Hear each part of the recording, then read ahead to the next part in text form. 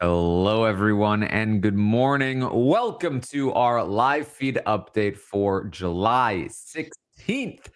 I'm your host, Taran Armstrong, and I'm here today to update you on everything that happened yesterday on the Big Brother 27 live feeds.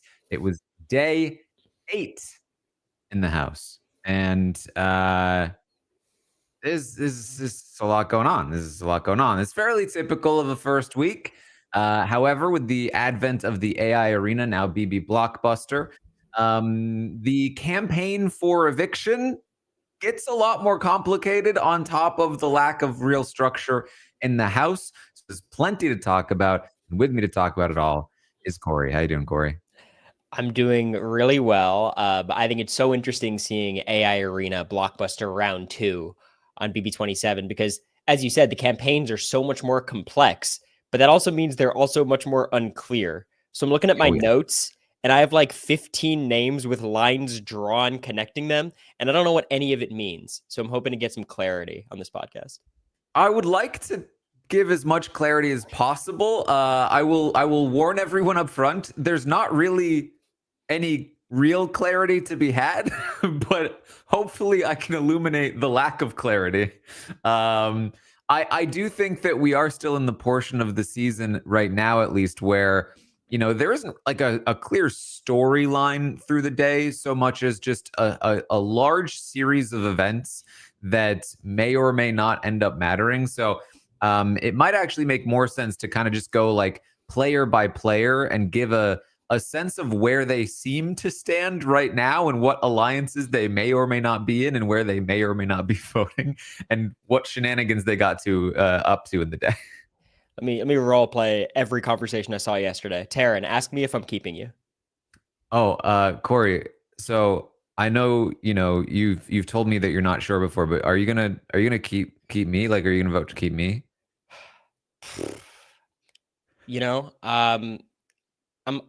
I'm leaning towards yes. I don't want to confirm anything, but if I had to guess right now, I'm leaning towards yes. But what if I'm against Zay though? Oh boy. Just all day. Yeah. All right. Listen, we can have some fun with this. I think that from my perspective, at least, the early portion of the day was dominated by Ashley. She was really running around, and this is the first time we've really gotten to see her playing the game actively. And I will say, I was not overly impressed. No. Ashley and Amy kind of start the day talking about the vote, and obviously Amy would like to stay, and obviously there are multiple scenarios to consider. But if Amy is going to be voting at all, that means she's coming off the block, and the only result is Zay versus Kelley. We've been counting votes. Could Zay leave over Kelley?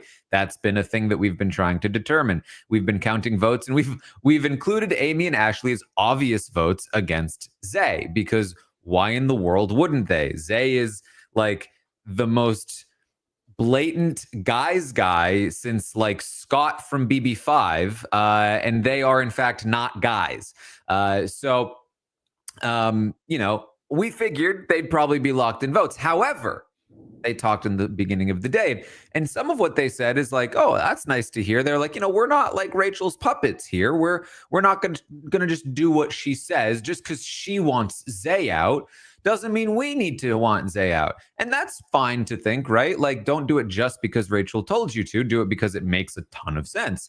Unfortunately, they don't seem to think it makes a ton of sense, and they actually concluded that Zay is chill with them, and they actually don't like Kelley, which is fair. But they were like, let's vote out Kelley. Actually, let's not vote out Zay. And this was not just a passing conversation, Cory. This is what Ashley was like actively campaigning for a good portion of the day. I'd like to think Zay's campaign just worked on Ashley, I suppose. I have a meta read on why Ashley feels this way. She was the original target. Everyone keeps talking about how this would have been an easy week if she didn't win the veto. She was clearly on the outs. So I think she's really desperate to be on the ins. And I think she just views Zay as like the consensus person staying, which often happens in Big Brother when you don't count the numbers in your head and you're like, oh, actually, I can choose which side is the majority. But this conversation was weird, and it felt not just like pro Zay, but like aggressively anti Rachel in terms of, yeah, and if Zay wins, Zay's targeting Rachel, and that's great for us. Like, well, it's better than you, but it's not great. Yeah, it's like it's wild because I think in many circumstances I'd be like, yeah, absolutely. Don't just follow what the vet does. But like specifically for Amy and Ashley, like they are two of the only people in the game that should not want Rachel to be targeted. No, and it was very funny. The points Ashley was making in Zay's favor sounded too good. And I'm like, you're also talking to Amy, and there's an Amy Zay situation on the block that could happen. And if I'm Amy, I'm a little concerned about that possibility after talking to Ashley. Mm-hmm. So yeah, I mean, Ashley is going to continue to kind of go around the house for much of the day, talking about how she is very anti Kelley, very pro Zay. And she really is, I think, taking for granted that obviously Amy would be safe, because in her mind, that's a given. I will tell you by the end of the day, that is not a given. However, she has conversations with people like Vince, talking to Vince about like how, hey, I know you talked about how somebody was influencing you to put me on the block. Can you tell me who it was? And he's like, I don't want to say. And she's like, I think I know who it is. Kelley, right? He's like, what? Well, and she's like, see, I knew it. See, that's why I'm keeping Zay over Kelley. And Vince, despite being very fearful that Kelley will leave and he'll look like an idiot, does still actually kind of want Zay to stay over Kelley, or at least it seems so. And we'll talk about the Burger Bros soon. But he's basically like allowing himself to throw Kelley under the bus in order to theoretically protect Zay to Ashley, while also trying to keep Kelley in over Amy. And so Ashley goes, I knew it. Kelley is, I don't like her. And obviously, like, she's going to be after you, Vince. So I want to protect you because Kelley's going to be targeting you, because Ashley is apparently one of the only people in the house that doesn't realize that Kelley is one of Vince's people. She doesn't realize that, because she even asks, this comes to Kelley later. Oh, we heard you volunteered for the block. And Kelley's like, what? Not me? Never. And then she goes, where could it have come from? This information, maybe the person I volunteered to? Maybe the guy who's walking around the house telling anyone that will listen that I am a gnat that follows him around and will do anything he says. Vince is so funny because I think he's like the ultimate example of position versus gameplay, where I think his position far exceeds his gameplay. Look, a little insight into my stock watch journeys. I am very hesitantly buying all in on Vince because his 2 in the stock watch is absurd given his position. And like, it's moments like this with Ashley, who might not be like the most tactful player. Like, I don't know if she's exactly careful in her strategic maneuvering, but she's even going to Vince and wants to hear his, his take on things, his opinion, maybe because he's HOH. But I think he has this social ability that is sometimes grating to watch, but it's very disarming. And I think he's doing like relatively well socially, despite it all. I genuinely think it's the power of the first HOH. I mean, for a good few days, Angela was at the top of the food chain in the Big Brother 26 house. Like she had to willfully throw that away. Yeah, emphasis on few. Right. Like 2.5 days, she was running that game. All she had to do was not out the alliance that they tried to create with her. So yes, so that's where Ashley is going throughout most of the day. She is getting involved in a loose formation of a new alliance that is forming, which is something along the lines of herself, Amy, Jimmy, Rachel, Morgan, and there's some optional, or sorry, Mickey is all involved as well. There are some other people that have been mentioned. Jimmy really likes Katherine, but Mickey doesn't love Katherine as in an addition. And Will is somebody that Mickey really likes and would like to include, and so there's some talks about that. And theoretically, they're all here to like come together and agree on who they're evicting and to keep Amy. But then quickly they found out that like Jimmy is a little torn on, Kelley versus Zay, and Ashley is fully on board to go to keep Zay over Kelley, and Mickey is like, "What do you mean?" The dichotomy of the entire day, Vince freaking out about breaking the tie and Jimmy insisting it's going to be unanimous, was such a funny contrast to me because they would both get frustrated about each other's perspective. I did have a question about Jimmy, Taran, because like, as much as for us, it's like, why is Ashley so desperate to keep Zay out of seemingly nowhere? Jimmy, I feel like we've seen a bit more of that journey, but based on who he hangs out with all day, it's still weird to me how like definitive he is. Kelley's gone, and we should also protect Zay. Yeah, so I think Jimmy's an interesting person to look at, and maybe we can transition to him a little bit here. But there is still stuff to come back on for Ashley. Jimmy, obviously, the heavy hitters was a thing. It still is technically a thing, but it is not a thing. It is very much not a thing. And Jimmy also like has a great relationship with Zay, has a great relationship with Zach and a lot of the guys and Vince. However, for whatever reason, you're right. Like he is gravitating more toward actually the Rachel side of things. I think they like just get along very well. There's a very funny argument that the two of them have over his opinion of her top. And boy, classic Rachel is back in this conversation because I think one of the things that makes Rachel great TV is how bad she is at arguments. Her first line is fire every time. She's got that first line down, and then the response. To be fair, Reagan and Jimmy, that's tough opposition. Like they're good. She's perfect fodder for just like verbal velociraptors. Like they come in and go wild on her, and then she tries to rebut, and Jimmy's just like, I can literally see the buffering lines over your head right now, and it's like, oh. So Jimmy called her shirt fugly, and then said one of Rachel's kids must have made it in art class, and that's why Rachel was wearing it in the house. Damn, that was tough. And it was the whole I love arguments like this where like all joking, but then there's some moments where I'm like, we're joking. Yeah, they're laughing. You said that? Okay, they're laughing. Like the entire time I was just on edge. It's fully joking, but also they both mean it. Yeah. Deep down.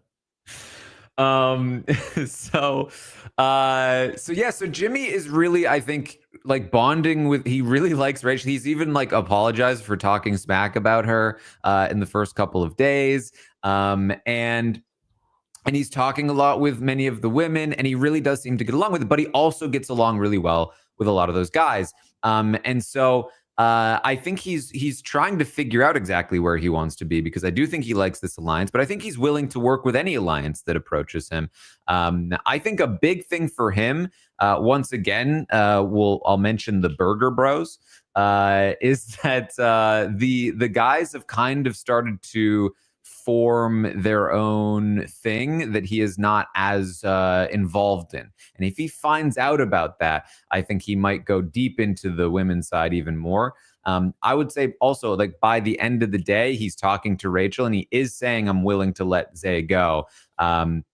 As she pushes him more and more, and he's getting more involved in these groups. So I do think that Jimmy may be slowly transitioning away from those guys and toward some of the women, especially as like the women are starting to warm up a bit more toward him.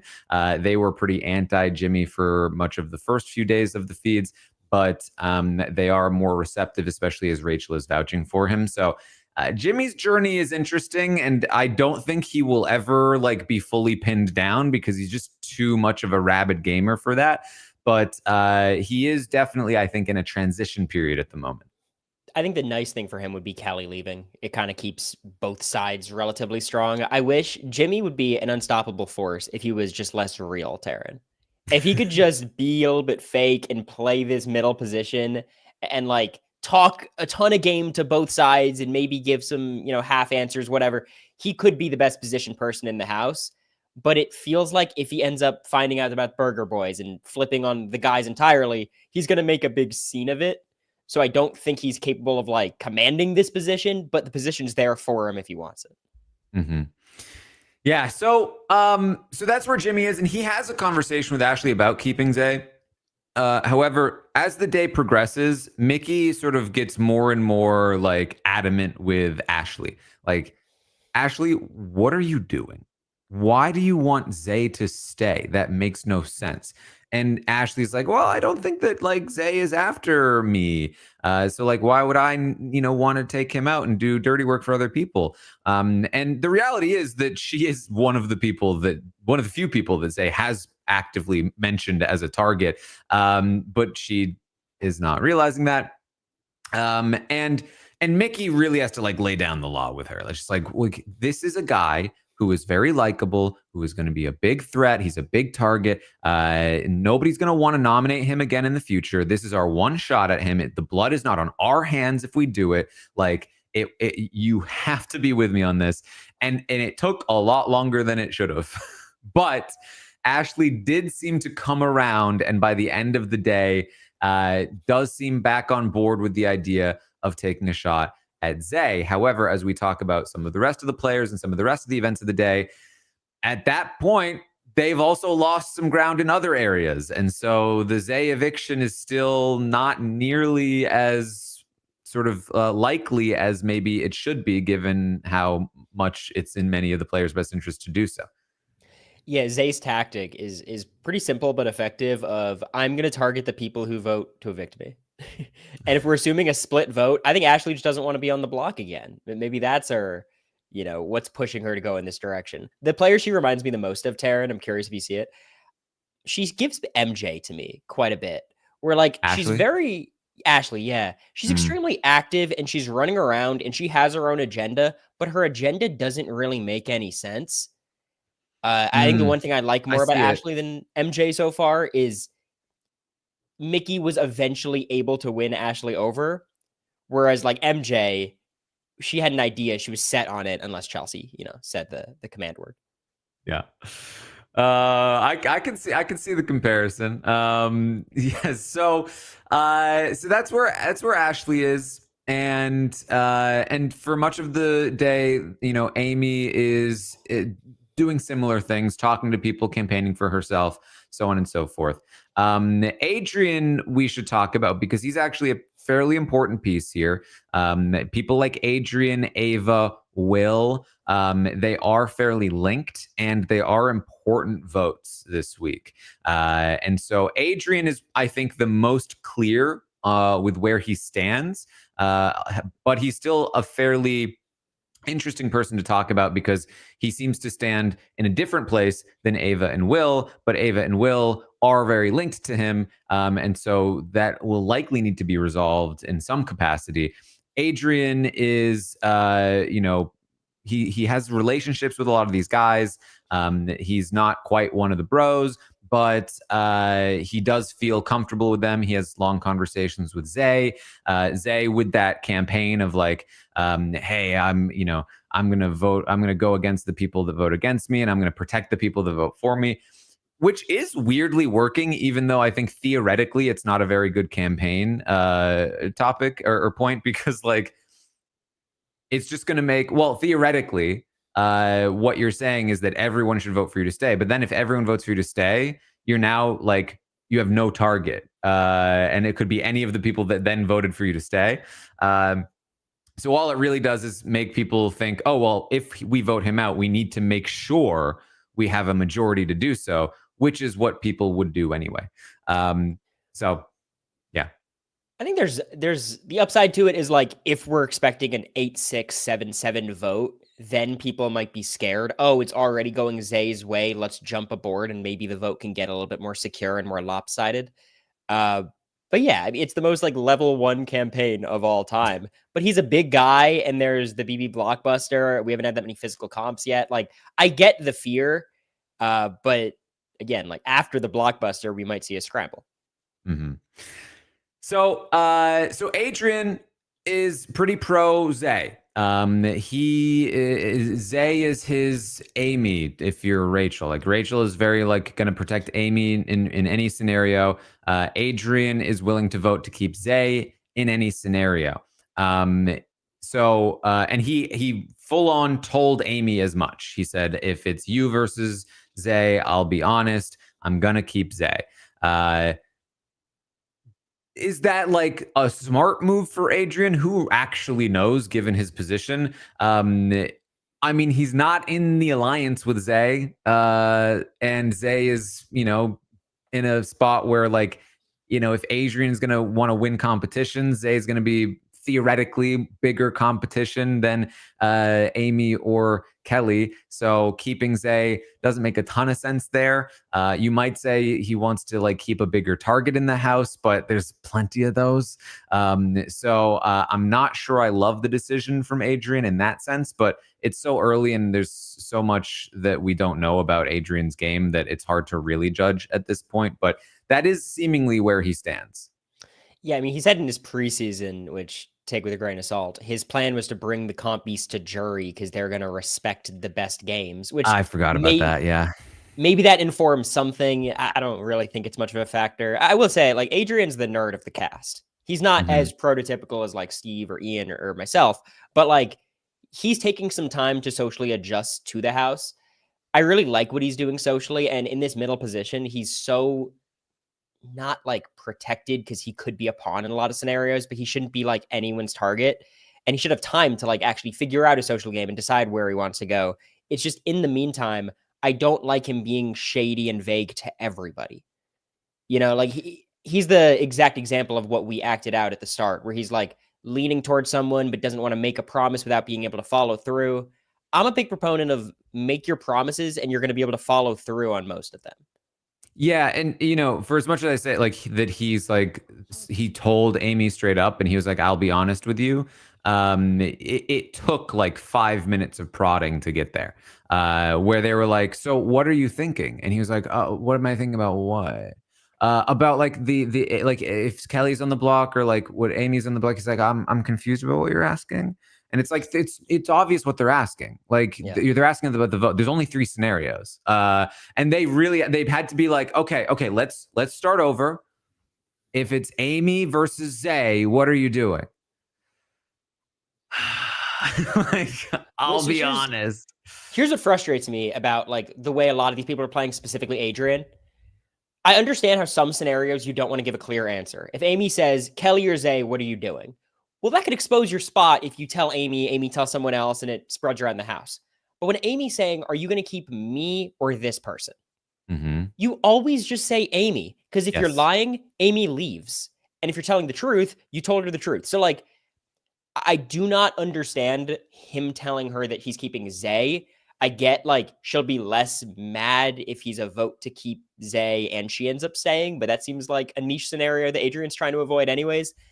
It just doesn't make any sense to me. Yep, I agree. I mean, it's one of the more basic things to do is that if somebody asks you if you're voting to keep them, you just say yes. And if you're lying, most people get it. Like, of course I'm going to say yes. Yeah. What else am I going to do? So that seems to be where Adrian stands. Ava, on the other hand, seems to be on the other side of things. She talks to Will about how she wants to keep Amy regardless of who Amy is up against. She really does not think that Amy should go home. And Will did agree with her, but there's much more to talk about with Will over the course of the day.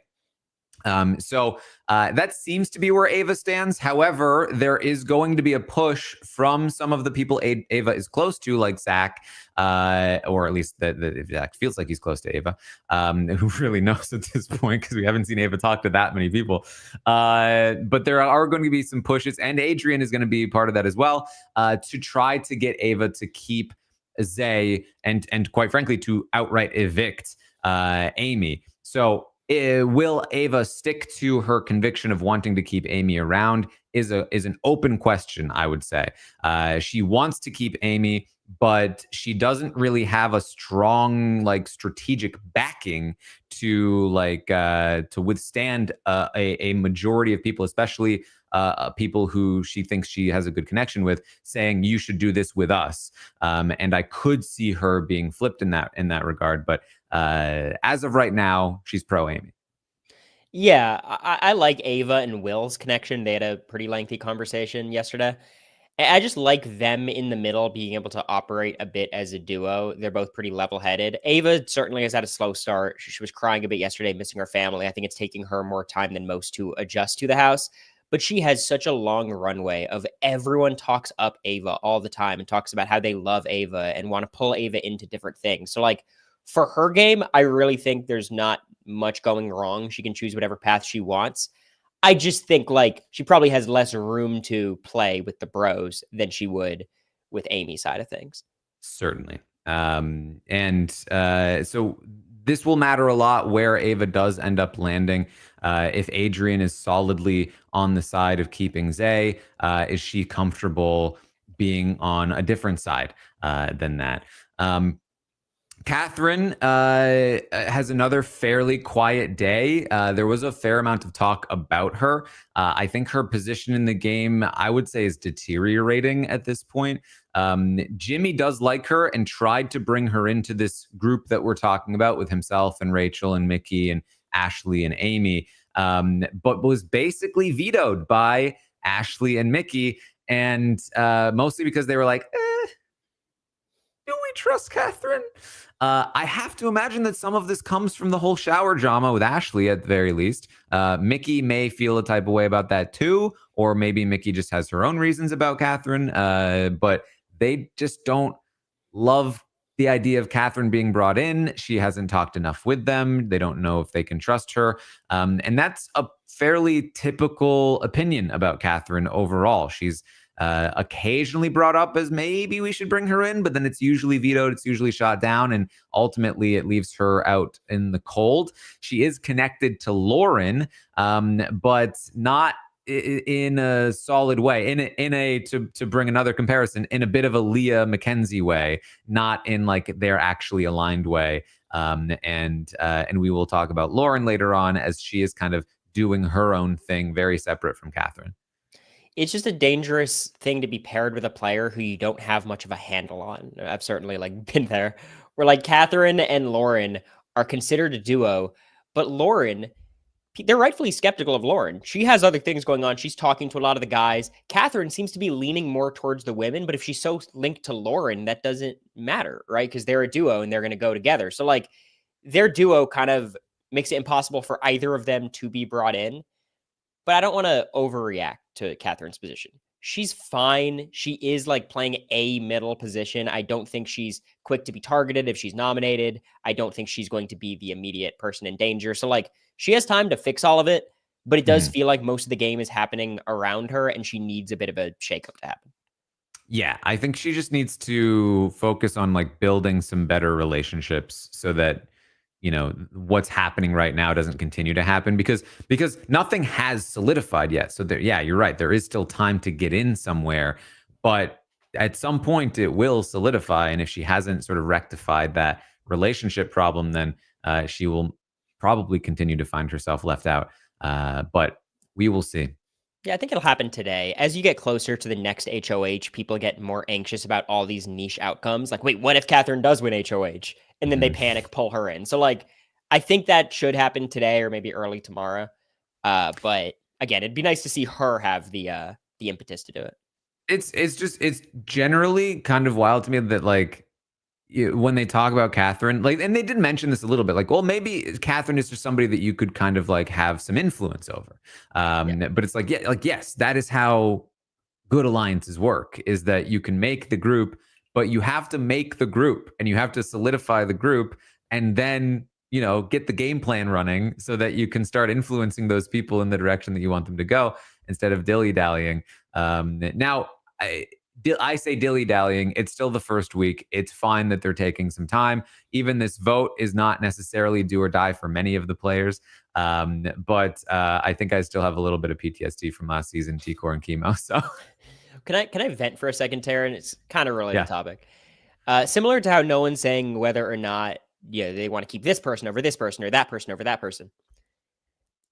Everyone telling everyone that they don't have interest in HOH next week is so ridiculous.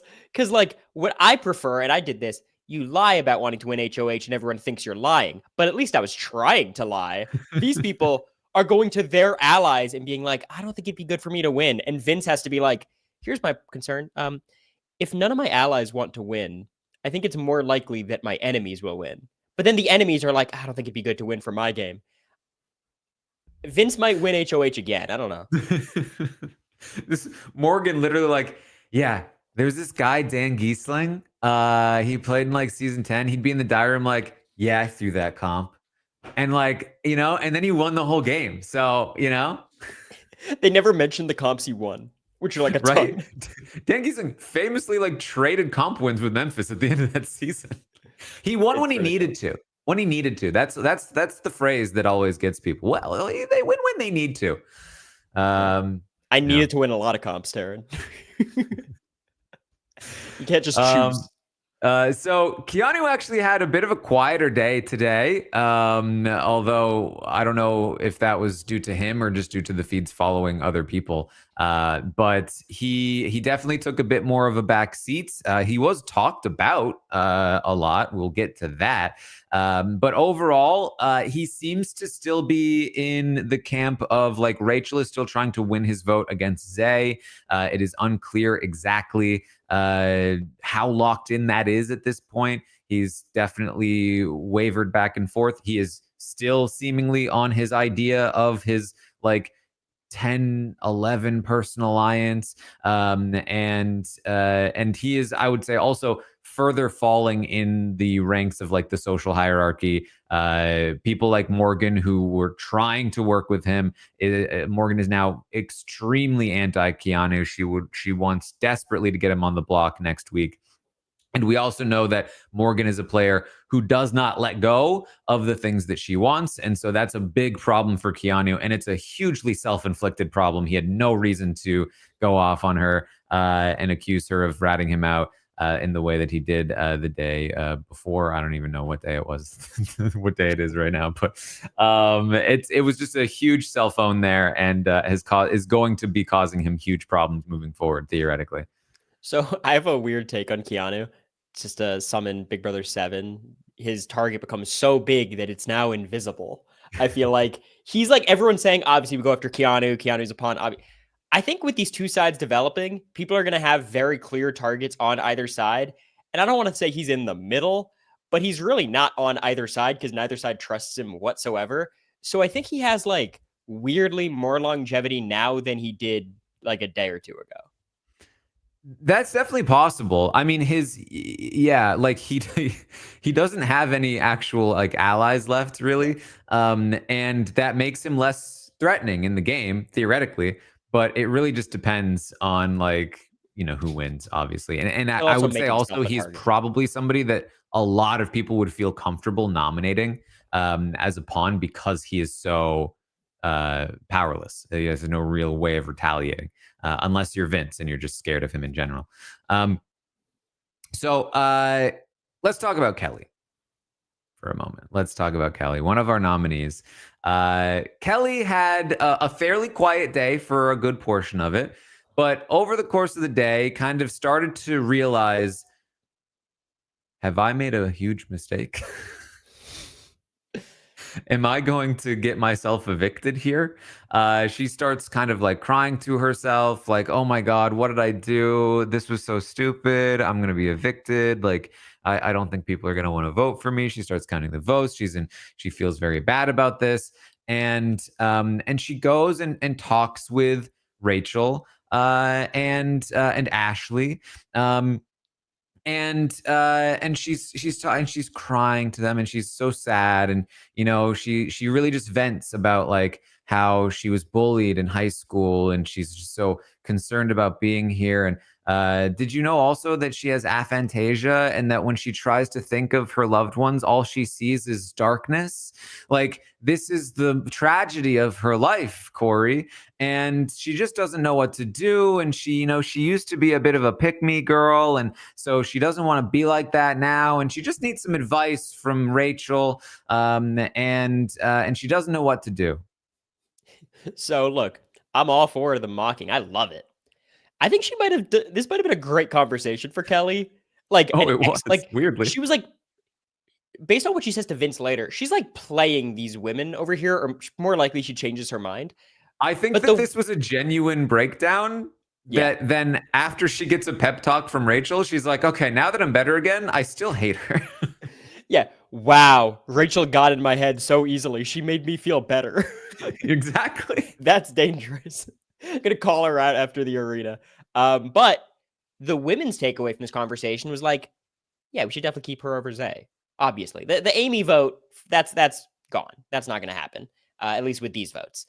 But now I think she's clearly above the pecking order over Zay with like the women's side of things. So like overall net positive for Kelley, but it doesn't exactly give me faith in her ability. It was very good, especially to like lock in Ashley's vote, which shouldn't have needed to be locked in, but definitely helped there.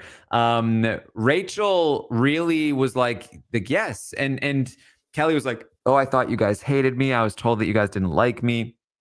And so I've been scared to talk to you. And Rachel was like, that's not true at all. We really want you to stay. We've been campaigning for you. Like, here's what you should do. I think that you should be like, I think Keanu's vote is really important. And you should go to Keanu and let him know that Zay was trying to get him on the block, and like giving her like a pep talk, giving her some advice, trying to make sure that the campaign works, because Rachel is genuinely trying to keep her around over Zay. And so, Kelley's like, okay, thank you so much. And then she goes back to Rylie first, and then Vince, and is like, she's the devil. I hate it. I hate Rachel so much. Can you believe she just like, I don't even know what she just did to me just now, but she just tried to get me to talk to tell Keanu that Zay tried to get him on the block, and like, wow, like that's what why would I tell? I'm not gonna do her bidding. And Rylie and Vince are both like, oh yeah, you should go tell Keanu that she tried to make you do that. And it's like, yeah, I want to go do that. But Keanu was sleeping, so she didn't want to wake up Keanu. But she wants to tell Keanu that Rachel tried to get her to lie and say that Zay was trying to get him on the block. Which I guess is going to be good for her, because then Keanu will want to keep Zay more over her. Yeah, I stopped thinking from the perspective of Kelley a while ago. but I will say, from the perspective of Rachel, this is a big slip up. Kelley is not a reliable person to share any meaningful information with.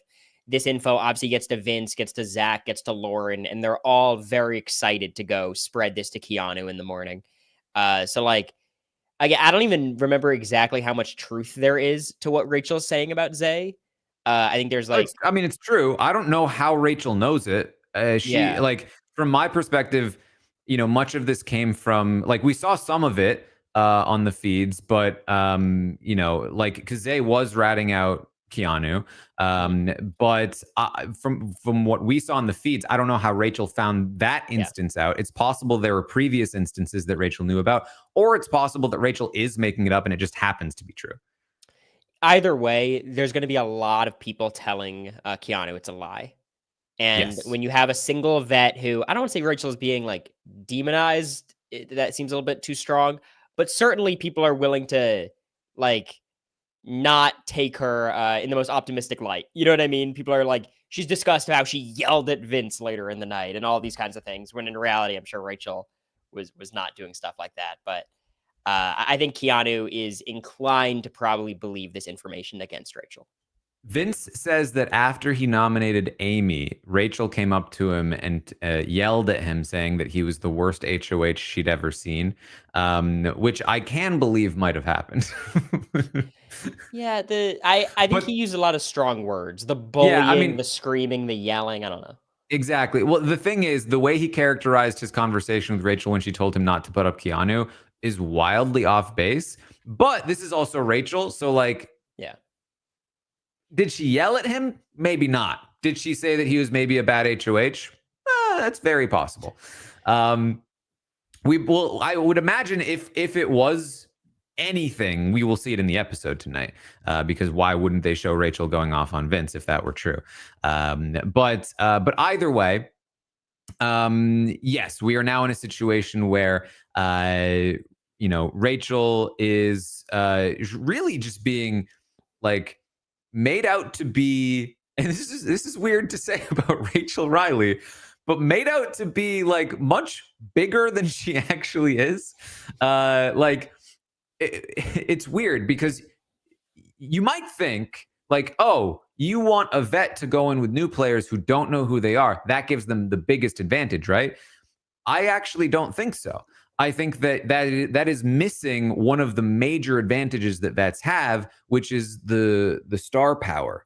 The fact that Kelley will not stop talking about wanting to be Tucker, because if Tucker were in this house, everybody would be falling over themselves to work with him, even as he's like making fun of them. Whereas Rachel, none of these people are big fans. Very few of them are. And the few that are, Rachel isn't their favorite player. Dan and Will are the favorite player. The thing is that all they really know is that this is Rachel Rylie. They've seen some clips of her winning competitions and yelling at people, and they know she won the game. And so they kind of have this image of her that she's like this masterful strategic social player who has like dominated the game and won, and she's like a legend of gameplay on the show. And Rachel Rylie is certainly a legend, but if you actually know and have seen Rachel Rylie's seasons, like she's always been an outcast in her seasons. Like she came in with a built-in alliance on season 13, and like a good portion of the alliance flipped on it. That's not really the kind of player she is. And the fact that she is seemingly starting to be outcast again is kind of par for the course for Rachel, unfortunately for her. But it's so funny that like it's happening because of a misconception of who she actually is, because she's actually so chill this season. She's been super chill. And I just think Rachel, like in general, it doesn't feel like a returning player season. Like even players like Jesse and Paul, who were not masterminds on their first go arounds, they immediately came back. So they're fresh, they're into it, they know the Big Brother vibe, and they're ready to play. Rachel's been on other shows, but it's been a while since she's played Big Brother, and it's nothing like these, Traitors or Snakes in the Grass or any of that stuff. So like Rachel in the house now feels more like a new player than any other returning player I've ever seen, which is why I think she's actually been really fun so far, right? It doesn't feel like everything revolves around her, but how about this comparison? She's giving like Janelle BB22, where it's like, she's got her side. She wants to protect Keisha. She wants to protect Amy. But if it doesn't work and a power structure actually forms, she could be out early in a way we haven't seen ever happen. Yeah, I mean, and I think Janelle is generally a player you compare Rachel to because they had similar strengths in their competition prowess. And then when Janelle comes back in future seasons and isn't as capable in the competitions, of course, we've seen multiple instances now where it just doesn't really work for Janelle without that comp power. The fear is that the same might be true for Rachel. We're also seeing something else with Rachel, which is the fact that, and I talked about this, I think, in like one of the premiere episodes, but like a returning player on a cast of all new players is going to have a much harder time with a jury than like say an all-star season or even a mixed season where there are vets on the jury, because new players tend to like hold some resentment toward the vets. And we are already seeing that, especially when it's a former winner. there are comments from Rachel's best friends and allies in the game saying, we don't want her to win. Like, we don't want Rachel to win, right? Like, she's already won. Like, her time is up. Like, it's our time now. And so she does, I think, have a fairly uphill battle when it comes to actually winning a jury vote if she were to even make it there. So that is also something to just point out here early on in case it ever becomes relevant later. Yeah, I'm a little skeptical just because it's an easy thing for everyone to agree to when it's brought up because you're not a returning player. So why not say you're not willing to vote for the returning player? But I think because she might have these jury problems, as much as I said her protecting Amy has kind of gotten her into some of this trouble, she needs to die on this hill. Like, it's important for her to get her enemies out of the house and keep the people who like her in, because she just has a lot less margin for error, even with week 1 safety. Like, she could be a target as early as next week. Yes, I completely agree. So let's talk about Lauren. Lauren, I think one of the more central figures of the night, although she was talked about plenty during the day as well.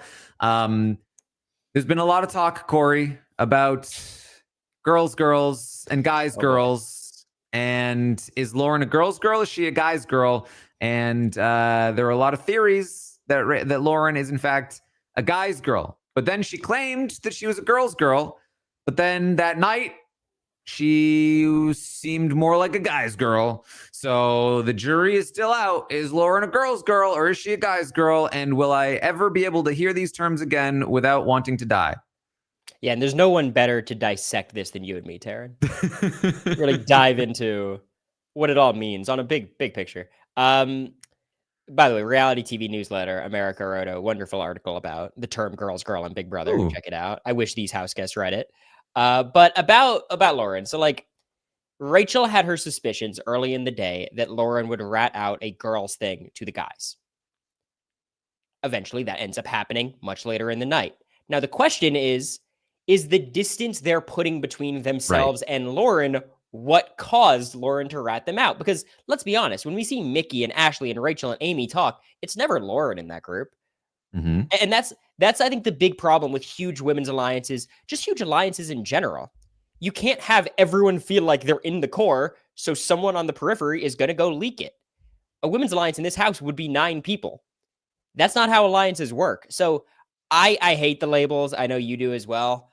Ultimately, I think Lauren feels closer to the people who have had closer conversations with her. And that makes a ton of sense. And the fact that she's getting these labels thrown at her, the fact that she calls herself a girl's girl, like, she's kind of bringing it on herself. But let's be real. If she didn't do that, it would be the same exact reaction. I totally understand why Lauren went the way she did.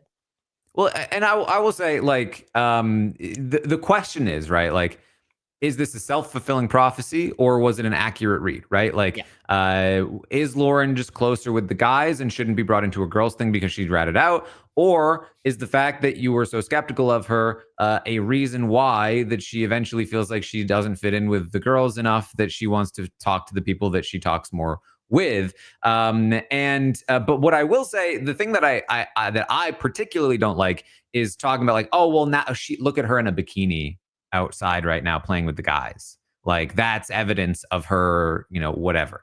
Like, that's what I'm like, come on, guys. Like, that has nothing to do with anything. It's just, I mean, that's just misogyny, right? And it's frustrating to watch. It happens literally every season. Just on Lauren's position, though, like, again, you don't have to choose Lauren. We can just play a nice little middle position. And the truth is, like, her ratting out the women's alliance, there wasn't a ton of a women's alliance to rat out. Like, everyone knows this subset of group of people they're close, right? She didn't rat out like a named thing. So, like, I think people should pump the brakes a little bit on that.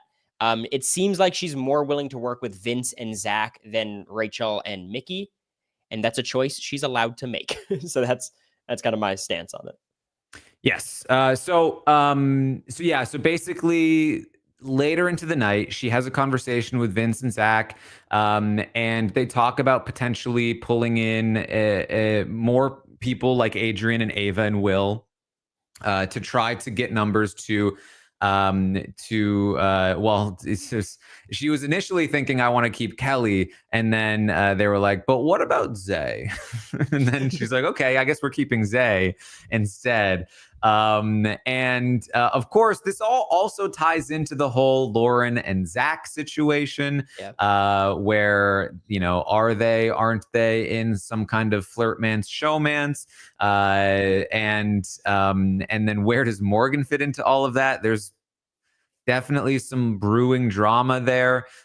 Morgan does not seem to be the biggest fan of Lauren. She had a conversation with Lauren earlier in the day where she kind of was questioning Lauren about it. And Lauren said that she's not here for a showmance, that she's a girl's girl, so on and so forth. And then later in the night, Morgan talked to Vince about how she was like, yeah, and they're not even into each other at all. Like they neither of them are interested in a showmance at all. So that's pretty like, I mean, you know, I don't even think that they're even like that, and even a little bit. And Vince was like, yeah, I mean, I see you hanging out with them all the time. Yeah, exactly. And, you know, like she came in here not wanting a showmance, and like, you know, I came in here like I'm single. Like, so she's making it, I think, fairly clear how she feels about the situation. Also talking about how they will need to take Lauren out of the game at some point to make sure that Zach doesn't choose her over them. And so, again, some brewing drama there, I would say. I'd love to ask Lauren her feelings about Zach, and I would love to ask Zach his feelings on Morgan. Because I feel like a lot of these one-sided crushes, if you want to call them, harkening back to BB26, right now I would put my chip on Lauren and Zach eventually become a showmance if they're there long enough. If Lauren's truly not interested, it won't happen, right? Perfect. But just reading the vibes of especially that conversation they had with Vince, when Vince would leave, it would just be Lauren and Zach. I could definitely see it, and I'm not as quick to poo-poo the idea as I think a lot of people. Mm-hmm. I mean, famously, Cory, people are fairly bad at knowing what a real budding relationship is like, and you were part of one that was doubted. So, to this day, Taran, you know, I get it. Trust me, I understand. Okay, we've been together what, like 2 years now? Yeah, something like that. Moving to our third apartment, but you know, what are you gonna do? I mean, for what it's worth, and I mean this lightheartedly, sure. I do think that that Zach and Morgan seem to be a better fit in terms of like, they're both very thirsty for a relationship. They both came in here like wanting to find their soulmate. They both talk about how inspired they are by Rachel finding her husband on the show and also winning, and that's both of their goals. Like, you know, look, if there's two people who want to be in a relationship versus one person who wants to and one person who doesn't want to, give me the two. That works a little bit better for me. I've seen nothing on Zach's side in terms of Morgan. Zero. Yeah. So that's where Lauren seems to stand. They're trying to, and this is of course led by Zach. So clearly, like, she has a good relationship with Zach. Whether or not it's showmantic, is yet to be seen. But she approaches Zach, lets him know about the girls, Amy in particular, trying to form like a women's thing. And Zach pushes hard on her and changes her mind to get her to be anti-Amy so that they will vote out Amy in any scenario. Not just pro-Zay, but anti-Amy. That is where Zach falls. That's where he's always fallen. And so they are going to try to recruit more people to that cause, including people like Adrian, Ava, and Will. All three of those people do not hold that opinion at the moment. Adrian is going to keep Zay over Amy, but currently would lean toward evicting Kelley. Actually, that's not strictly true. He actually is more along the lines of he would potentially keep Kelley. But Ava and Will, very much not along those lines.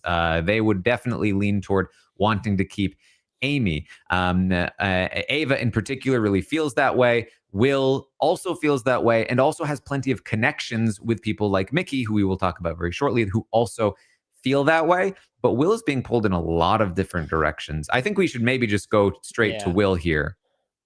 I mean, look, you dive into it. I think Will is like the winner of yesterday. I thought he did such a good job. Yeah. At one point, he's like, I'm in like a million different alliances. What's going on right now?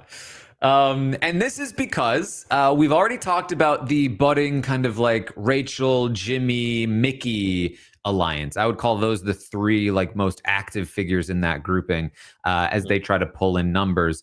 Will being one of them, specifically for Mickey, because Will and Mickey are pretty close. And if I were to choose any one in particular relationship that Will has, I think his relationship with Mickey is the strongest. But he is not telling Mickey everything, which is good.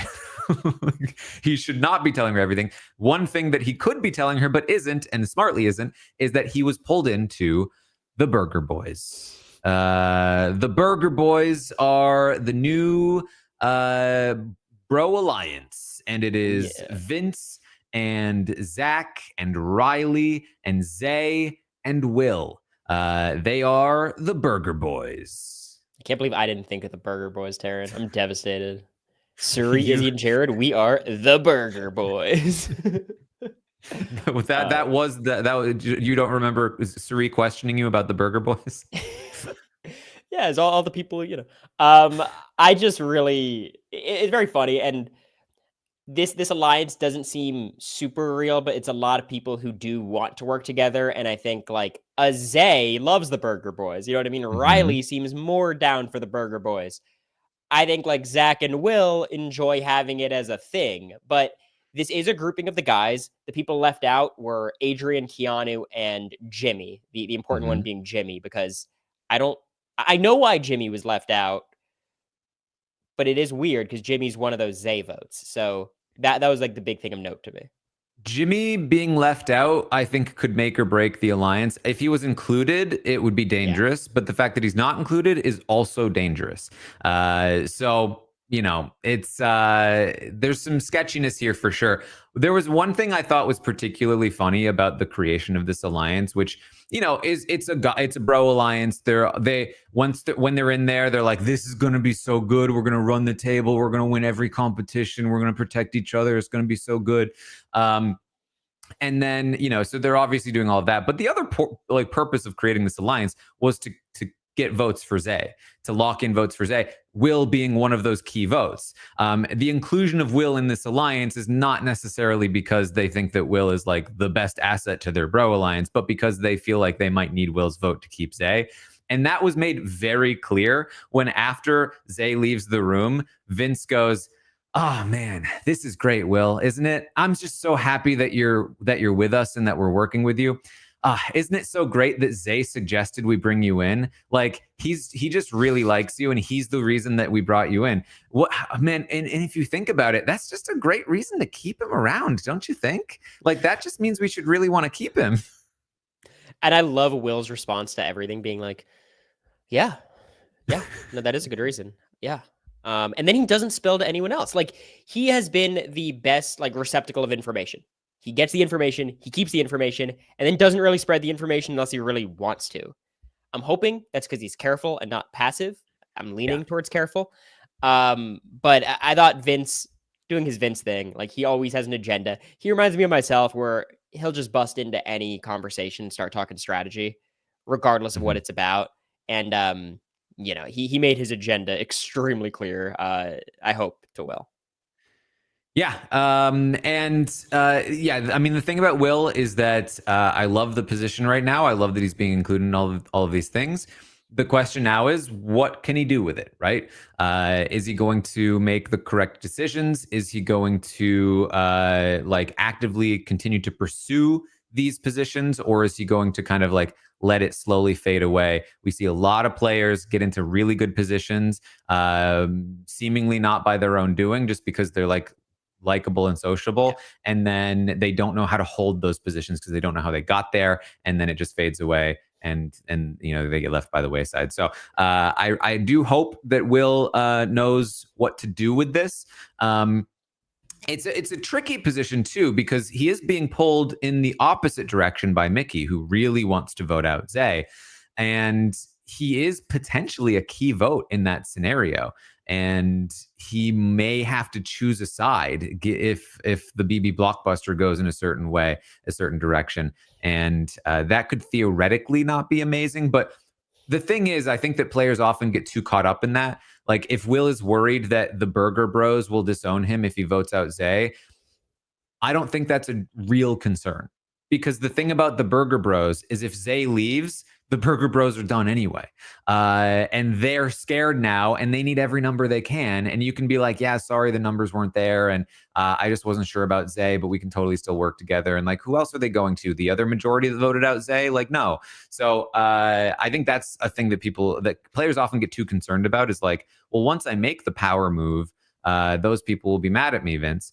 And so, but the thing is that once you make a power move against people, they are now in bad positions. They are now on the defense, and you need to press that advantage. So, yeah, Will, interesting spot. And he is going to be approached likely by people like Zach moving forward. Zach is still popular with Will and Ava and in that group.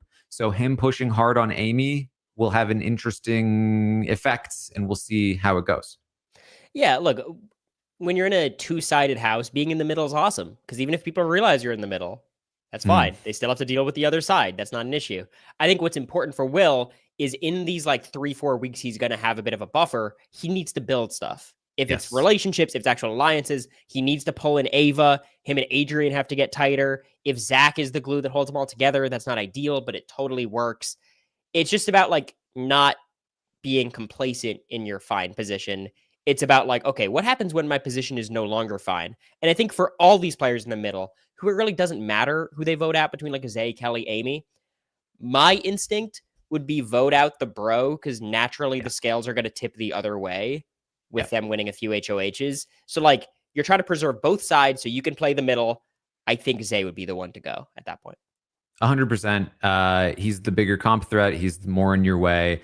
There's more, I think, freedom to maneuver around there. And on top of that, like I said, one of his closer relationships is with Mickey. And I think focusing on who you actually click with versus who you're just strategically linked to is hugely important. So sticking with Mickey, I think, is huge for Will. It's, I think, fairly obvious that Mickey and a lot of the people on that side are much better for him long term. He gets along with them more. And so it does make much more sense to me that should be the direction he goes. But we will have to see if it is, in fact, what he chooses. We'll talk some more about Mickey as well, who had a great day yesterday. She's basically doing the same thing as Morgan, pushing really hard for Zay to leave, but without kind of like the recklessness with which Morgan sometimes does that. I think because like Morgan is constantly campaigning to the most locked in Zay votes like Vince and Zach, because those are the people she feels close to. Whereas Mickey understands who to approach and to like people like Ashley, who are just kind of like a little lost and need some guidance. And so she's really trying to rope in these votes, and she's doing a very good job of it. If Zay leaves, I think Mickey will deserve a ton of that credit. Obviously, Rachel pushing pretty hard as well, but Mickey, I think, a very key element to making this all work if it lands. And again, largely part of this group that's forming or trying to form. She is still working closely with Jimmy. She is like, let's work with Rachel for now. She's a good asset to us for now, which I think is a very good reason to want to work with Rachel for now. And one of the only people just talking sense. You have Zay on the block, a potential comp threat, likable guy, bro-y bro. And then you have Amy, like 45-year-old mom, who, you know, self-admittedly is not going to do great in competitions. And then you have Kelley, who volunteered for the block. Like, you're really going to vote out anybody other than Zay if he's up on that block? It just makes so much sense for Mickey. And I think you were spot on a couple days ago where you're like, it might be good that Mickey's not in the heavy hitters, because the people who they have the most like vitriol towards are like Rachel and Morgan, at least, you know, the people who are campaigning against Zay, because they're like supposed to be with them. Rachel less so, Morgan more so. So like Mickey gets to campaign for Zay without the stink of like, oh, she's betraying us. You know, like, okay, it makes sense for her to be on that side, so they're less upset about it. So I just love what she's doing. She's had 0 bad conversations by my count this entire season. And I like her, even if she's not really being effective in creating this like 6, 7, 8 person alliance that she's trying to form. The fact that she's trying to form an alliance, assuages like all my concerns of her being just like a passive social player. Like she's Mhm. active and social. That is a huge part of it, is that she's not just campaigning for a particular outcome. She's also trying to build groups. Now, the same can be said of Jimmy, and the same can be said of Zach, who are also trying to form groups.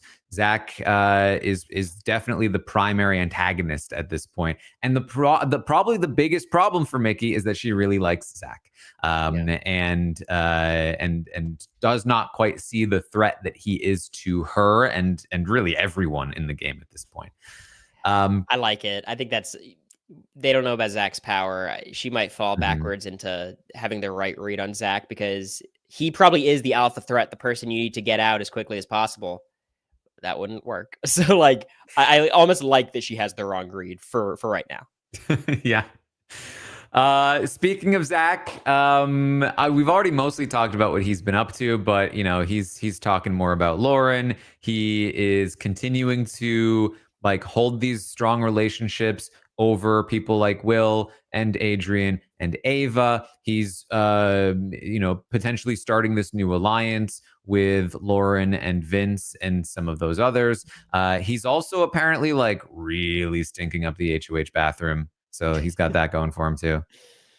I have a hot take on Zach because I think a lot of people have been very frustrated about like his floater talk towards Amy. I'm on board. Not that Amy's a floater necessarily, but I think that's what floater should mean. Just like a pejorative towards a player you don't like. Now with the idea That's of what it like has meant. coasters and floaters and the difference between the two, and could you be a floater if you're in an alliance? When Rachel called out like Kristen in the brigade, a lot of them weren't floaters, but she just didn't like them. So you call them that. So like, I think that's what Zach's doing. Because ironically, the people he's like trying to pull in, Ava, Will, and Adrian, are the floaters. Yeah. But Yeah. I've been extremely skeptical of Zach big picture because great position, kind of fell into his lap. I'm trying to figure out if he actually has the game acumen. He talked about loving Tucker and Amy's a float. Like there's a lot of red flags, but I do like his conversations he has with people. He feels very like low key, chill, but actively strategizing. And it's just a hard like line to walk. And I think he's doing a good job. He just has good fundamentals. Like he very clearly doesn't have like high level thinking going on, but the thing is that very few people in this house even have the fundamentals. And on top of that, he has the very inherent and strong advantages of being very good looking, charismatic, charming, strong, and has a secret immunity in his pocket. So like there's a lot going for him, as well as being just a competent so far player. So he hasn't needed much more than that. And that's very, very strong, especially at the beginning of a season. Toward the end of the season is when not having as much like higher knowledge could hurt you if you're not winning like every competition. But even then, sometimes it will still hurt you, Mackenzie. Yeah, he's kind of like the counter Mickey, where like he's been so clearly like, I'm just going to keep Zay. That's my plan. I'm going to keep Zay. Where people are less frustrated about him potentially keeping Zay. So like he's going to be able to, even if like Rachel's side wins, I think Zach is probably spared, even though that should not be the case. Yes, he has been less active, but he might start being more active here today, day 9 on Wednesday, as the vote starts to loom. So we'll see where that goes. Rylie still not doing that much. Got involved in the Burger Bros. Encouraged Kelley to talk to Keanu about what Rachel said. Otherwise, I think is starting to feel more in line with like maybe what you might have expected from Rylie in the preseason. Still just like fairly chill, but very much not like a game player, I would say. No, but what I liked about him was he was not wishy-washy. Like Vince is like, I'm a little worried about this coming week. Riley's like, well, if I win HOH, you're safe. If you're on the block and I win the veto, you're coming off. Don't even worry about it. I got you till the end of this game, which is so much better to me than like, yeah, I just don't know exactly what would happen next week. I hope it would work out. I would try to have your back. I'm leaning towards having your back next week. Like, I think he's good at reassuring his allies. He does the same thing to Zay later. So, like, if that side works out, I think he's positioned great. How's this for a hot take? In a house full of people who want to be Tucker, Rylie is actually the closest to Tucker so far. Well, week 1 Tucker, absolutely. He just doesn't Probably, really care, Rylie. He yeah. just kind of like is doing his thing. And like Rylie is the person I think who is the most likely to like throw a veto competition because he wants to compete in a blockbuster. You know what I mean? Well, I think Kelley is the most likely for that. I think Rylie, it's just like that tough question of just an agreeable puppy who has no thoughts of his own or social chameleon. I don't know. Yeah. But he very much is just saying yes to everyone who's talking to him. Mm-hmm. All right, let's talk. There's not much more to say about Vince beyond just like him continuing to worry about like I will say he had a camera talk at the end of the night where he was like, man, none of these players want to play the game. I can't believe they're all so chicken. Oh, like, I can't believe they're all talking about like throwing HOH. Like, what are you here for? Like, what are you here for if you're not even gonna play? And I was just like, I cannot believe this is coming from the man who was so terrified of wielding power that he nominated an ally. Like, You know, I think this just comes from a place of frustration for him, where he's like, all my allies just told me they don't want to win HOH. This is BS. I don't know if he's like standing on principle and being like, oh my God, it's so pathetic. These losers, these chickens. He's just scared. He's scared, Taran. And he wants his allies it's to very win. much giving like, I really want them to do the stuff for me and they're not. How is this very annoying? They're all preparing for the week 2 wall comp. Vince is like, you can fall if these people are left. But if these people are left, you better stay. That's one of my biggest pet peeves. I did this too, where you go up to someone in your alliance and you beg them preemptively to win the future competition. Because for them, it's like, I'll try. Like, what do you want from me? But he went up to Lauren and is like, Lauren, do not let go of the wall. I'm like, yeah, she won't 6 weeks from now. Like, I think also like I'm remembering too that Vince is the guy in the preseason who talked endlessly about being self-aware. Like he's like, I'm really like I'm really self-aware. I'm really, really self-aware. And he's also the guy who's like very, very concerned about how people see him. That's what he was worried about. Like, what will it look like if I nominate this person? What will it look like if I nominate this person? What will it look like if I said this and then do this? And then after he nominated Kelley, he was like, oh, but what is it going to look like to the audience? Like, what are they going to think? Like, oh, is Rachel going to be in the diary room? Like, oh, am I going to look like the stupidest person? Is my legacy going to be this? And I think that he's starting to, at least the vibe I got yesterday was that he was like, well, it's not a mistake if Kelley goes home if I intended for Kelley to go home. So it's actually, if I start to say it's okay for Kelley to go home, then maybe it's not so bad, huh? I could kind of relate to Vince. I certainly verbalized it less, but he's got that weird combination of like incredible insecurity, but a strong air of confidence. And I think when you see him together, it's sometimes weird because he's very social. He goes out and talks to everybody. He has an agenda. He's pushing that agenda more so now than he was when he was like making noms and stuff. But you could tell, like, I think self-aware is not the right word. It's more like neurotic, where like he's overthinking his own perception and how people are viewing him in the house and outside, which I see the similarity. Like, I get what he's saying. He is thinking way more than everybody else. He just like is also a king rationalizer. And I think that's what that Kelley talk was. And people are starting to tell him this too. Like, hey, you're really overthinking things, Vince. Like, you really need to chill. So the thing is, for as obviously frustrated as I am with Vince during this HOH week, I am very curious to see who Vince is as a player outside of being the HOH. Because like part of the frustration I have with him is that I think he has the capability to be a decent, I think as a social player, he's good. But strategically, he's been such a mess. So like without the pressure of having power, where does he go? What does he do? Something that I actually, I think I mentioned it actually in my book, Behind the Mirror, that everyone should pre-order, is that paradoxically, I do think there are players who are better off without ever having won power because they just don't know what to do with it, and they will actively harm their games more so by having it than if they never had it in the first place. it's possible that Vince is one of those players. The problem with if you're one of those players is that like you don't have a lot of agency in what happens in the game because you're relying on things to work out for you because you're not good at like pushing them yourself. So we'll see. Well, let me put you on the spot, Taran, because I feel like you've said kind of both, and I'm curious your actual thoughts of like, is he benefiting from first HOH privilege and that's why he's in such a good position? Or is he doing well socially in spite of his HOH? And his position would be even better if he wasn't. I think he's benefiting from the position of first HOH. People are coming to him and talking to him and wanting to work with him, not even considering him to be a target because he's been in power all this time. Anyone he didn't nominate feels like they did him a favor or did them a favor, and that he's on their side. And so he's somebody that they're looking to bring into alliances. That's why players like Lauren, I think, are gravitating toward Vince when otherwise she doesn't talk to him all that much, because he's in power. And players like Zach, who linked up with him because he was the HOH, he's like benefiting from proximity to him, and all of those things are super, super beneficial. And I think a lot of the mistakes he made are things that are negating other advantages that he should have as the first HOH.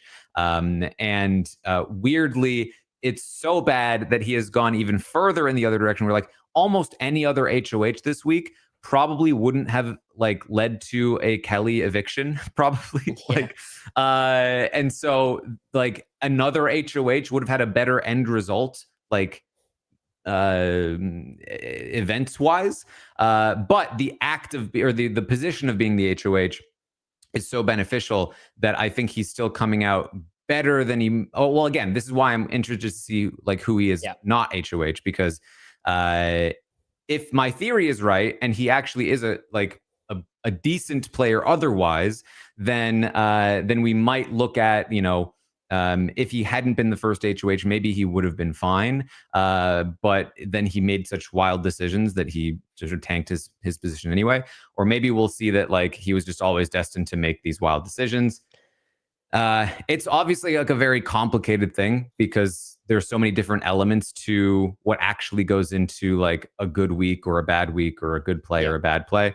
But I think the general message is the position was good, the actions were bad, and we'll see what comes of it next week. Yeah, it's a weird spot. Like if Ashley doesn't win the veto and just goes home, Vince is probably doing awesome. If he puts up Keanu instead of Kelley, probably doing awesome. Even if Kelley goes home here, totally unforced error weakens his position, he could still be doing fine. Like exactly. I just separating the gameplay from the position's interesting. There's one big thing that was happening throughout the day, Taran. I was hoping for some clarification of like, I keep hearing about this like 2 to 3 week deal that they're striking between like Mickey's side and Rachel's side and like Vince. And like, it's a very hodgepodge group of people. First of all, for me, a 2-week deal is so sketchy. Like I would be like there's an expiration date on our relationship working together. But like, who's this group trying to set up this deal and like why? I think this comes from Jimmy. I think from that, at least from what we've been able to see on the feeds, that first night of feeds, Jimmy had that conversation with Mickey where he talked about how it's like part of Jimmy's complicated strategy to make alliances and then break them.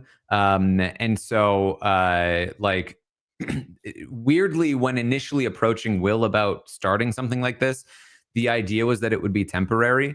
And so that's what like Mickey talked about. It's possible it's a Mickey idea that like he was echoing because again, there were like 5 full days of conversations that took place before that conversation that we saw. Because it does seem to primarily stem from like when Mickey talks about it. So I don't know if she took that from Jimmy or what, but I think like for me, it's not super relevant because for as much as they might say it's a 2 to 3 week deal, the reality is if they actually do come together and they're winning comps and they're not in trouble, they're going to continue to work together. It's not like they're going to be like, all right, it is now Thursday, the 6th of August. It is our alliance has officially expired. We are all now free to go. Like that just doesn't happen. Yeah, the only reason I brought it up is because Vince was included in this. And I feel like Vince weirdly is better positioned than a lot of his allies with like a Rachel HOH or that side of things HOH. Obviously, there's danger of like he just put up Ashley. If Ashley wins HOH, I cannot imagine that's good for him, even though they talk like 10 hours a day somehow.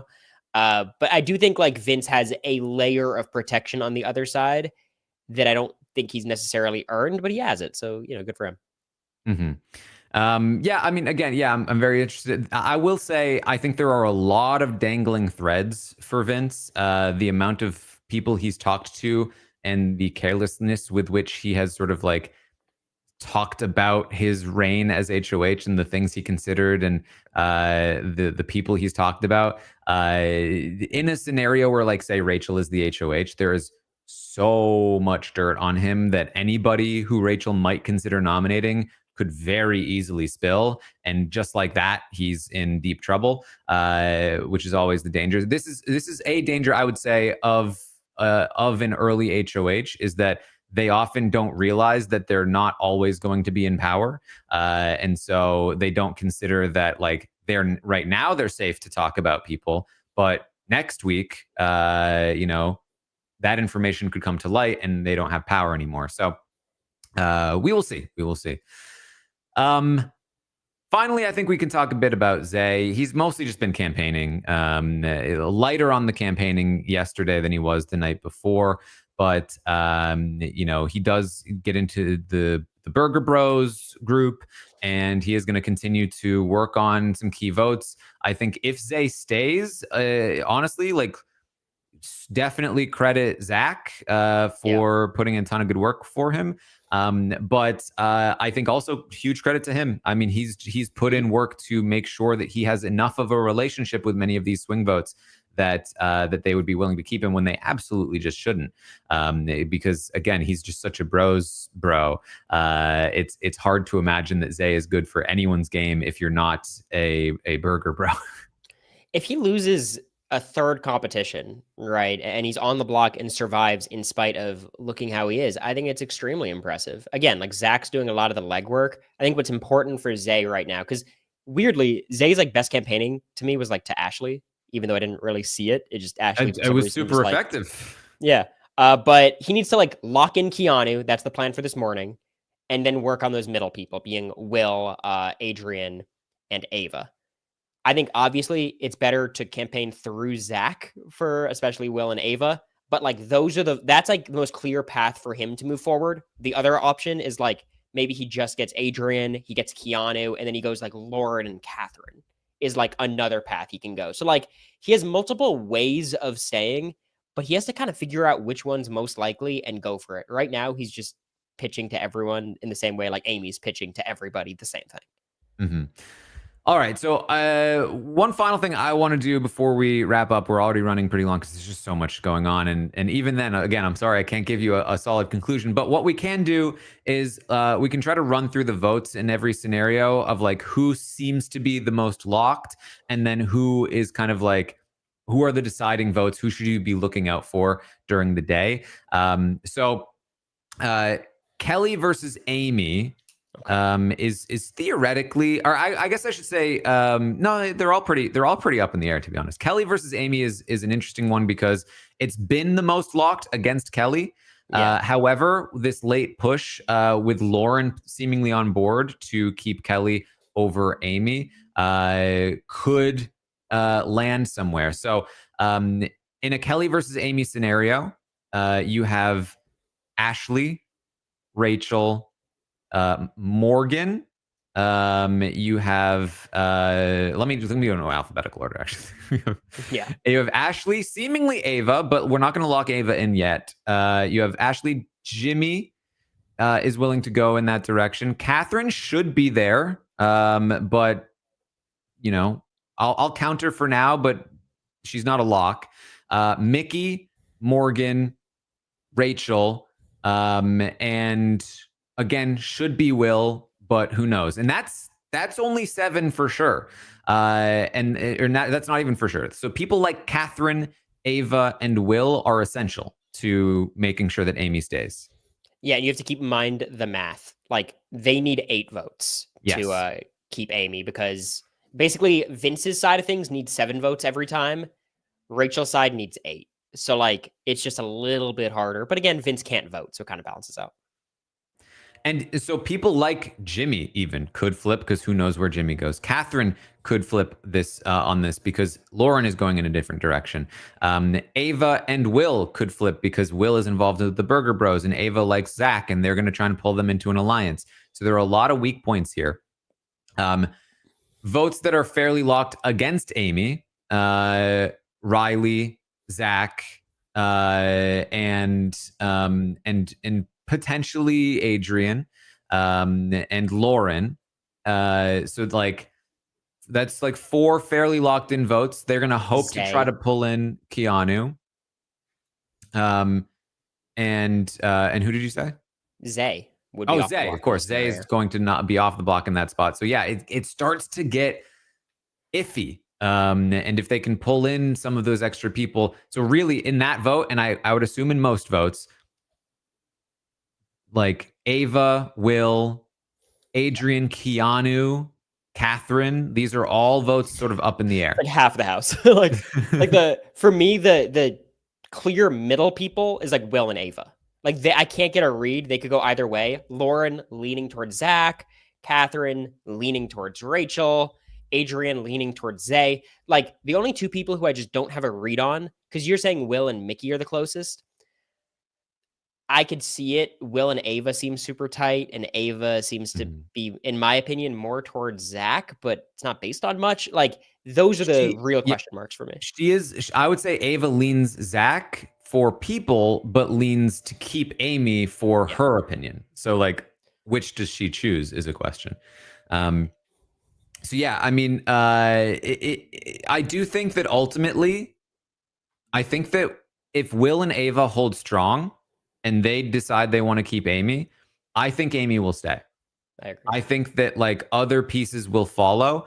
It's possible that the other side manages both Katherine and Keanu and Adrian, and they manage like a tie or something close to that, even without Will or Ava. But you know, if I think Will and Ava represent the idea of the swings, and if they decline, I think that the push to evict Amy might back off because they don't care that much about Kelley. They just kind of wanted Amy gone. There's something we have to talk about that isn't talked about too much on these updates is like BB26 had impacts on BB27 or is having impacts. There was obviously much more recruits on these past 2 seasons than in previous years. And talking to some of the 26 house guests, they were almost like thought they were forced to be a blindside. Like they're not allowed to definitively tell people where they're voting, which people break their rule all the time. We were told that, just no one followed it because that's ridiculous. So I think there is a world, Taran, where this kind of ends up BB26. Like, are we ever going to get a clear answer from Will and Ava until the vote? I'm not sure. And the benefit, of course, would be we get close votes. So like, what you're saying is what normally happens. Will and Ava will indicate which way they're going, and then the steamroll will start.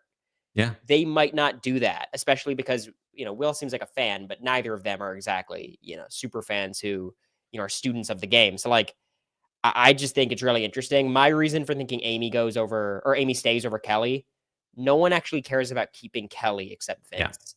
Right. Yeah. So like, people do care about keeping Amy. It's just basically an anti-Rachel vote to get rid of Amy. So Kelley herself kind of caused this. Yeah, and the thing is, I was thinking we'd go through every scenario, but I think the fact is that it's mostly the same makeup for any vote with Zay against Kelley or Zay against Amy. It's most of the same people on the same side. It's just instead of keeping Amy, it's against Zay. All the votes to keep Amy are votes to evict Zay, even if he's up against Kelley. And many of the votes to evict Amy are votes to keep Zay, and maybe even add a couple of extra possibles like Jimmy, and maybe subtract Keanu depending on what happens today. And then also like it matters who comes off the block, because Amy coming off the block is a vote to evict Zay, but Kelley coming off the block is a vote to evict Amy, and that one vote could be enough. Yeah, we don't have to go into every single specific scenario, but I think there's a huge difference. Like the voting blocks are the same regardless of who's on the block, but they care a lot more or less depending on the matchup. Like Zay versus Kelley, these people don't care about Kelley. they still want Zay out, and maybe that's enough to rally the votes, but they're not going to like rally behind Amy or behind Kelley the same way they would Amy. Whereas if it's Amy versus Zay, that force is more likely to solidify. So I think it's super interesting having Kelley as this wild card where no one cares if Kelley goes or not.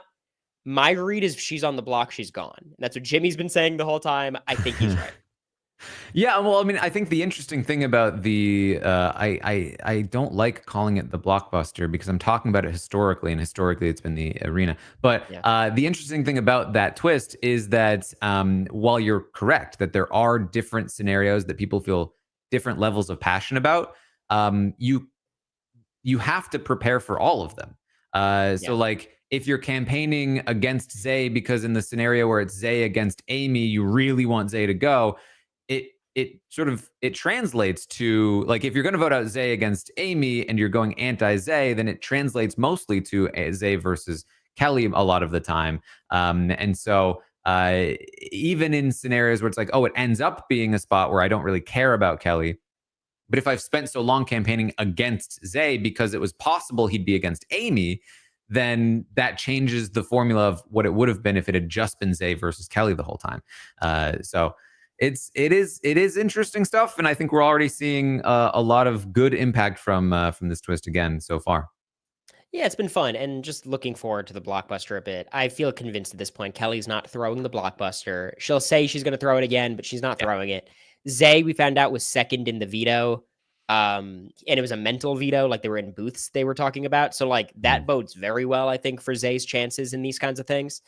So like my bet would be on Zay winning the blockbuster, but last year's first AI arena was as equitable as any comp has ever been. So hopefully we stay on that track.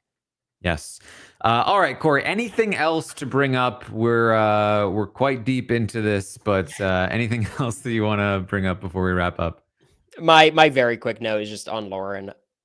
I don't like the way she talks game at all. Like I don't care about Yeah, I the was not girl pleased. stuff, but like she's sitting there with Vince and Zach actively trying to convince Lauren to work with them, and she's giving those. It's just the culture of the house. She's giving those shady, vague. I don't know. You guys might have to convince me. I don't believe in this. Like I just wish there's a bit of that integrity disease going around in that house, and I wish more people were willing to just either stand on business or lie. I don't care which one. Yeah, and this is not about like who she's choosing to work with, because I actually think she's making the right decision for her in this moment. But more so the way that she seems to be approaching Game Talk and the game in general. It's just not quite what I was hoping for Lauren as a super fan. And so I'm still holding out a little bit of hope, but it is diminishing a bit as we see her talk more game. I think that's all I got. All right. Well, that is what we have for you then today. As I mentioned, if you want to pre-order my book, it's called Behind the Mirror. I talk all about the show and how it came to be and how it developed and all of that fun stuff. You can also find me tomorrow morning as I update you on everything that happens today on the Big Brother 27 live feeds. I hope that by tomorrow morning, we have a little bit more of a concrete answer for where things are going to go. I think that one of the big things to look out for are these, like talking to Keanu about Rachel, talking to Will and Ava about evicting Amy. Those two things seem to be the two big things on the docket today, but given how things have been going, it's likely that we're going to see even more stuff happen. So stay tuned for all of that. This is, of course, an episode recap tonight. I will be live on Twitch and YouTube watching the episode tonight with all of you. So check all of that out. Cory, where can people find you? Patreon.com/AmeriCory. We're going to be watching all the live evictions live. Also, I'm going to be doing a 12-hour-ish stream starting from this coming eviction until nominations. So, that wait until the next HOH Taran. If you want to wait with someone, I'll be there. But yeah, I'm super excited. What a great start to a season. No one's playing very well. Everyone's playing for their own self-interest, and that is all I can ask for. Yes. And if you haven't checked out the Slop podcast here for the RHAP Patreon, make sure you check that out. Things get sloppy from what I hear in the slop. All right. Thank you all so much for joining us here today. And I will see all of you next time.